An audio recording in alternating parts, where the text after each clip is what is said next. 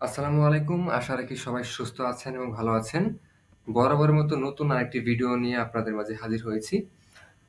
আজকের এই ভিডিওতে আপনাদেরকে দেখাবো কিভাবে আপনারা ঘরে বসে নিজেরা নিজেদের জন্য পাসপোর্টের আ জন্য আবেদন করতে পারবেন।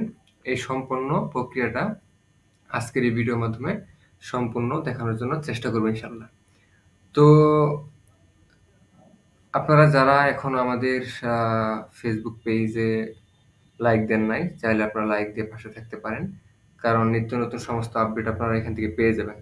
এবং ছোট্ট একটা Facebook গ্রুপ রয়েছে, সেটাতেও আপনারা যুক্ত থাকতে পারবেন। এখানে বিভিন্ন ধরনের আপডেটগুলো আমরা দিয়ে থাকি। পাশাপাশি আপনাদের যদি কোনো প্রশ্ন থেকে থাকে, এখানে আপনারা পোস্ট করতে পারবেন। তো অবশ্যই আমাদের official group and official Facebook page এই ২ টার মধ্যেই যুক্ত হয়ে থাকবেন।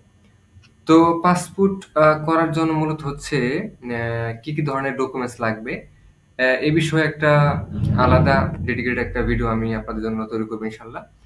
তো আজকে জাস্ট ছোট্ট একটু মানে ছোট্ট করে বলি, সেটা হচ্ছে যে যারা একেবারে নিউ পাসপোর্ট তৈরি করতে চান, একেবারে নিউ, কখনো কোনো সময় পাসপোর্ট তৈরি করেন না এবং কি প্রিভিয়াস কোনো পাসপোর্ট নাই, তাদের ক্ষেত্রে জাস্ট ৪ টা ডকুমেন্টস থাকলে আপনারা ঘরে বসে নিজেরাই নিজেদের পাসপোর্ট তৈরি করতে পারবেন। ফার্স্ট হচ্ছে আপনার নিজস্ব পার্সোনাল এনআইডি কার্ড, দ্বিতীয় হচ্ছে আপনার বাবার এনআইডি কার্ড, তৃতীয় হচ্ছে আপনার মার এনআইডি কার্ড, আর চতুর্থ হচ্ছে আপনার জন্ম নিবন্ধন। এই ৪ টা ডকুমেন্টস থাকলেই আপনারা ইজিলি ঘরে বসে আপনাদের নিজেদের পাসপোর্টের জন্য নিজেরাই এপ্লাই করতে পারবেন।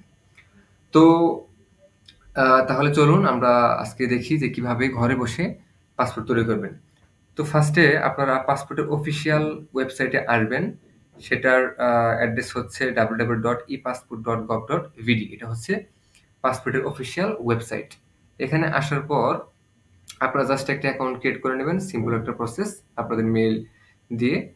তো অ্যাকাউন্ট ক্রিয়েট করার পর হচ্ছে আ আপনারা হচ্ছে আ জাস্ট এরকম একটা অপশন থাকবে। আ এরকম লগইন করার জন্য একটা অপশন পাবেন। তো এখান থেকে জাস্ট শুধুমাত্র আপনাদের ইমেইল অ্যান্ড পাসওয়ার্ডটা দিবেন। দেওয়ার পর হচ্ছে জাস্ট একটা ক্লিক করে দিবেন সাইন ইন এর মধ্যে। আর এরকম সমস্যা হতে পারে মাঝে মাঝে। কারণ পাসপোর্টের অফিসিয়াল ওয়েবসাইটে অনেক চাপ থাকে। অনেক মানুষ এখানে আ পাসপোর্টের জন্য এপ্লাই করে। সেক্ষেত্রে এরকম একটা পপ-আপ আপনারা পেতে পারেন। এটা দেখে ভয়ের কিছু নাই। ঠিক আছে? জাস্ট আবার আপনারা ট্রাই করবেন। জাস্ট আমি সাইন ইন এ ক্লিক দিচ্ছি। আবারও দিচ্ছি সাইন ইন এ। ওকে। যখন আপনারা সাইন ইন করবেন, তখন ফার্স্টে হচ্ছে আপনারা এখানে অ্যাকাউন্টে ক্লিক করবেন। অ্যাকাউন্টে ক্লিক করে আপনারা আপনাদের অ্যাকাউন্টটা তৈরি করে নেবেন। এখান থেকে ধরেন আমি নাম দিচ্ছি হচ্ছে হাসান মিয়া। জাস্ট হচ্ছে আমি একটা ক্লিক করে দিলাম সেভ চেঞ্জ। উপরে সাকসেস লেখাটা যখন আসবে তখন ভাববেন যে আপনারা এখানে অলরেডি আপনাদের অ্যাকাউন্ট তৈরি হয়ে গেছে। অ্যান্ড এখানে উপরে অপশনে ক্লিক করে অ্যাপ্লিকেশনস এটাতে একটা ক্লিক করবেন।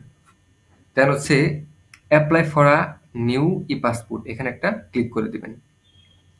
তারপর এখানে পাসপোর্ট টাইপ একটা অপশন আসবে এবং এখানে ২ টা অপশন থাকবে। একটা হচ্ছে অর্ডিনারি পাসপোর্ট, আরেকটা হচ্ছে অফিসিয়াল পাসপোর্ট। যেহেতু আমরা নাগরিক, সাধারণ নাগরিক, সেক্ষেত্রে আমাদের উপরের অপশনটাই চুজ করতে হবে। আর নিচের অপশন হচ্ছে যারা গভর্নমেন্টে বিভিন্ন বড় পর্যায়ে জব করে বা আদার্স একটু ভিআইপি পারসন তাদের জন্য হচ্ছে অফিসিয়াল পাসপোর্ট। তো আমরা হচ্ছে সাধারণ নাগরিক, সেক্ষেত্রে আমাদের অর্ডিনারি পাসপোর্ট।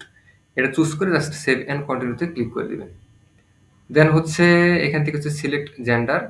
আম এখানে হচ্ছে ফিমেল থাকলে ফিমেল অ্যান্ড মেল থাকলে মেল দিয়ে দিবেন। অ্যান্ড মেল অপশনে আমি দিয়ে দিলাম। অ্যান্ড হচ্ছে গিভেন নেম অ্যান্ড সারনেম। এই দুটো হচ্ছে গিভেন নেম হচ্ছে আপনার ফার্স্ট নেম আর সারনেম হচ্ছে আপনার লাস্ট নেম। এখান থেকে আমি দিয়ে দিলাম হচ্ছে first name Hasan and last name হচ্ছে মিয়া। দেন হচ্ছে আপনাদের পেশা। আপনি কি ধরনের পেশা দিতে চান? এখানে অসংখ্য ক্যাটাগরি আছে। ঠিক আছে? অসংখ্য ক্যাটাগরি দিছে। আপনারা আপনাদের অনুযায়ী এখান থেকে আপনাদের পেশাটা চুজ করে দিবেন। ধরেন এখান থেকে আমি দিচ্ছি হচ্ছে আম যে প্রাইভেট সার্ভিস এটা দিয়ে দিচ্ছেন। দেন হচ্ছে রিলিজিয়ন, আপনি কোন ধর্মের মানুষ? আমি ইসলাম। ইসলাম দিয়ে দিচ্ছি। আ দেন হচ্ছে আপনাদের নাম্বার, পার্সোনাল নাম্বারটা দিয়ে দিবেন।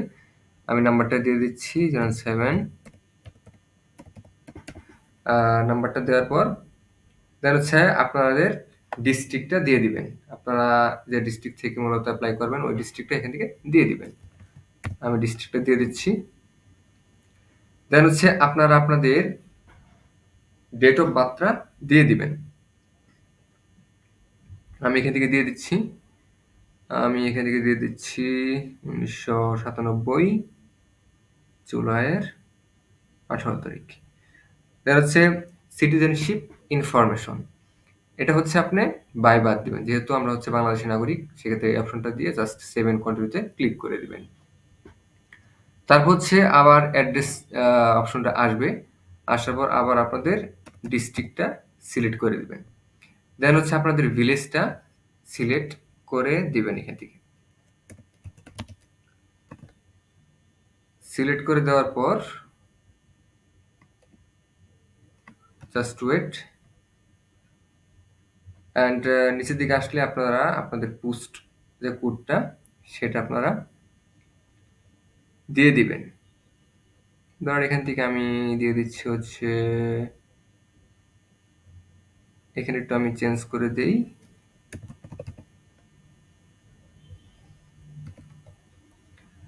তারপর হচ্ছে নিচে আসবেন, আসার পর হচ্ছে আপনাদের থানাটা সিলেক্ট করে দিবেন।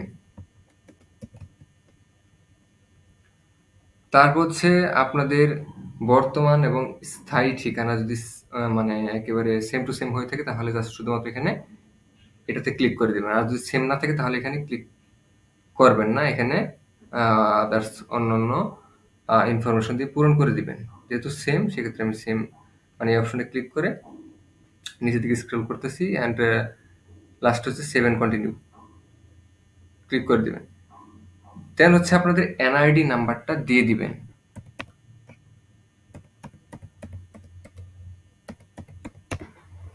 দেওয়ার পর আচ্ছা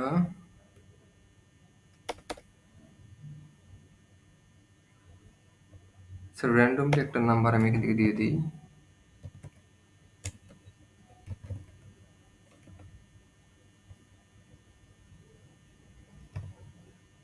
জাস্ট ওয়েট। আচ্ছা, এখান থেকে র্যান্ডমলি একটা নাম্বার দিয়ে দিলাম, সেখানে আসলে এরকম একটা পপআপ আসতেছে। যেহেতু আপনারা আপনাদের এনআইডি কার্ডের নাম্বারটা দেবেন, সেক্ষেত্রে এটা আসবে না।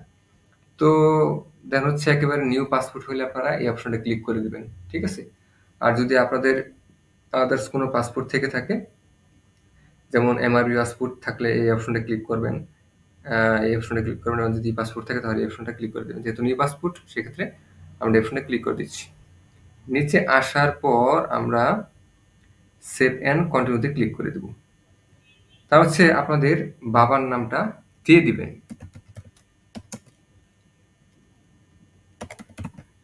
দিয়ে দিলাম।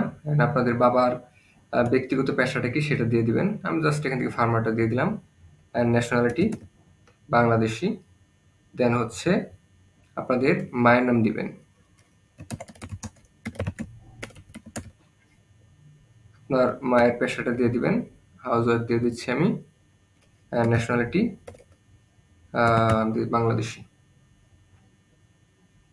দেন এখানে হচ্ছে আপনাদের বাবা মার এনআইডি কার্ডের নাম্বার না দিলেও চলবে। যেখানে এখানে হচ্ছে লেখা হচ্ছে অপশনাল, এগুলো না দিলেও চলবে, দিলেও দিতে পারেন, নো প্রবলেম। দেন হচ্ছে সেভ এন্ড কন্টিনিউ। দেন হচ্ছে আপনি যদি সিঙ্গেল থাকেন তাহলে সিঙ্গেল দিবেন, আর মেরিড থাকলে মেরিড দিবেন।